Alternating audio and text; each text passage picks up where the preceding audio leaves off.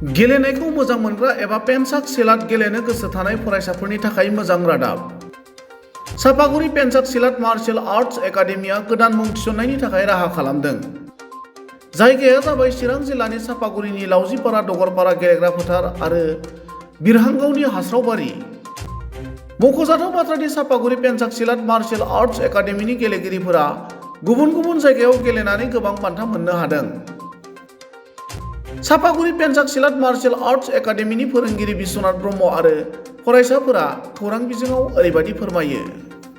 गिबियावनो समनि रादाब बुथुमगिरि सारनिसिम साबायखर जासिग्रोनाय जाबाय। दिनैनि बे जोंनि नैबे जुथुमनायनि खारना जाहैबाय जोंनि नैबे गथ'फोर माने पेन्चाक सिलाट होनो जोंनि एकाडेमिनि नामा पेन्चाक सिलाट चापागुरि पेन्चाक सिलाट एकाडेमि। दा बेवहाय जोङो माने बेवहाय ट्रेनिं लाबाय थायो, माने गथ'फोरखौ फोरोंनाय जायो। बेवहाय पेन्चाक सिलाटआ जाहैबाय मोनसे इन्ड'नेसियान मार्शेल आर्ट। बेखौ गोबाङानो बहुतानो मिथिया, खिन्थु आङो चिरां डिस्ट्रिक्ट हिसाबै आङो दासिम फोरोंबोगासिनो बेवहाय। जोंनि चापागुरि नैबे लावजिपारा दगरपारानि गेलेग्रा फोथाराव आङो बेवहाय मंगलबार, बिस्थिबार आरो सनिबार दिनाव आंबो फोरोङो आरो बेरहांगावआव समबार, बुधबार आरो शुक्रबाराव आङो बेरहांगाव हास्रावबारियाव फोरोङो। दा मोननै एकाडेमि आंनि आन्दाराव सोलिगासिनो। ओमफ्राय बेवहाय गोबां गथ'फोर सोलोंनाय दङ। सोरबा सोरबा माखासे गोदान दं, माखासे गोजाम दङ। बांसिनानो सोरबा सोरबा नेसनेलसिम थांबाय। खेल' इन्डियायावबो गेलेनाय दङ उन्दैसाफोर आरो नेसनेलावबो मेडेलिस्ट मोननाय दङ बेवहाय।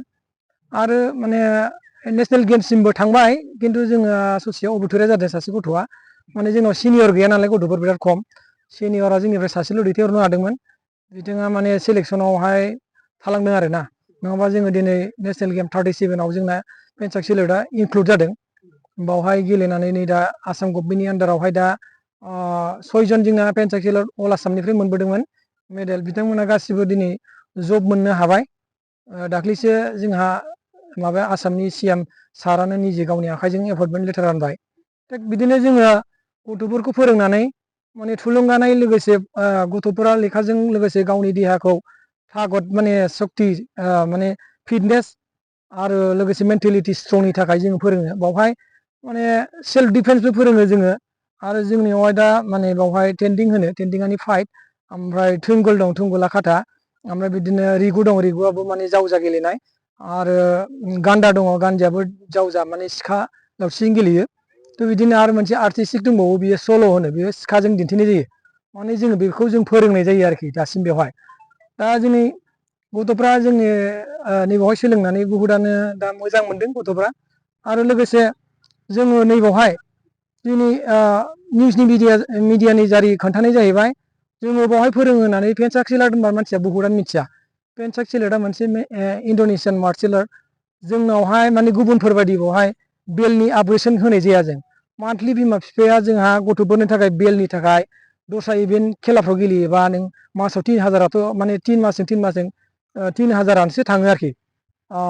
फरिखा लानाय जायो बिसोरो, ट्रेनिं लानानै बिसोरो माने बेल होयो। गुबुन इभेन्टखौ आं बुंला, जोंनियावहाय बिदि प्रमट खालामा आरोखि। जोंनाव बेल गैया, बेला जास्ट सोलोंनायबाबो बे माने हवाइट बेलानो। ओमफ्राय जों मास्टार जानो हायोबा येल' बेल अरेन्ज बेल गानो। थ' बेबायदि हिसाबै आरो जोंनावहाय दा जायनो गेलेनानै फैयो मेडेलिस्ट हिसाबैसो जोंखौ फेमास जायो। बिनि दारैनो जोंनि लामाखौ गाव गावनो बासिनानै लानो हायो आरोखि। दा दिनै दासिम साबेसेसो स्टुडेन्ट दङ नोंथांनि? आंनि स्टुडेन्टआथ' बिराद बुरजामोन, माने हास्रावबारियावबो 50 एबाबमोन, ओमफ्राय बेयावबोथ' 50 एबाबमोन। नाथाय माने मा बुंबावनांगौ, माने दुखुनि बाथ्रा, माने खननैसो गेमाव थांबाथाय गथ' गथाया माने फैसा खरसा जायो होननानै गार्जेनफ्रा हरनो साना। थ' मानो हरनो साना बेखौथ' आं मिथिला।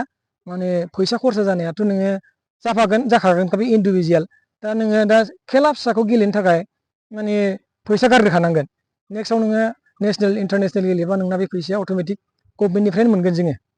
दा जेरै नै फैगासिनो जोंहा इयुथ अलिम्पिक जागोन डिब्रुगड़आव। इयुथ अलिम्पिकआ जेब्ला गेलेगोन जोंनि नैबे गथ'फ्रानो गेलेगोन। दा बेनि थाखाय जों दानिफ्रायनो प्रिपेरेसन जागासिनो आरोखि बेबायदि। पेन्चाक सिलेट गेम माबे समनिफ्राय गेलेबोखो बाबुआ? आं 3 इयार्स जाबाय दा। बे 3 इयार्सआव मोनबेसेसो गेम गेलेबोखो? आं गासै 6था गेलेबोबाय। माबे माबेयावहाय? आङो बड'लेण्ड खेबनै गेलेबाय, ओमफ्राय स्टेट खेबनै, ओमफ्राय नर्थ इस्ट खेबसे गेलेबाय नेसनेल खेबनै गेलेदों बे 6 बार गेलेनायावहाय मेडेलफोर देरहाबोदोंमोन नामा? ओ दा नोङो नैबे पेन्साक सिलेक्ट गेमखौ गेलेनानै नों गावखौनो माबायदि फिलिं जायो? मोजां मोनदों माने माबायदि मोनदों बेनि सायाव मा फोरमायगोन नों? आङो गेलेनानै मोजां मोनदों आरो बे खेलायाव जखम जानायाबो खम नानिया दिनैसिम पेन्साक सिलेक्ट गेम गेलेनानै मोनबेसेसो बान्था देरहाबोखो? 10टा 10टा माबेयावहाय देरहाबोदोंमोन? जरहाट, महाराष्ट्र, मणिपुर, धेमाजि, बड'लेण्ड। बे पेन्साक सिलेक्ट खेलाखौहाय नों गेलेनाय बेसेबां दिन जाबोखो? 5 बोसोर।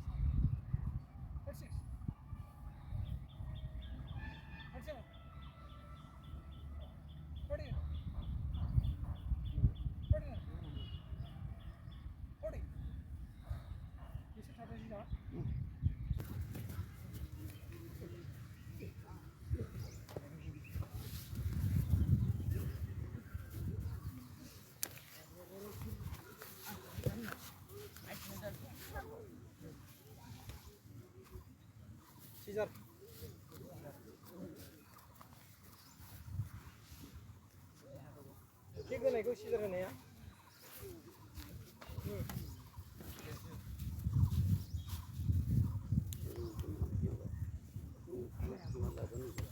नुवा आं ओरैनो जाखादो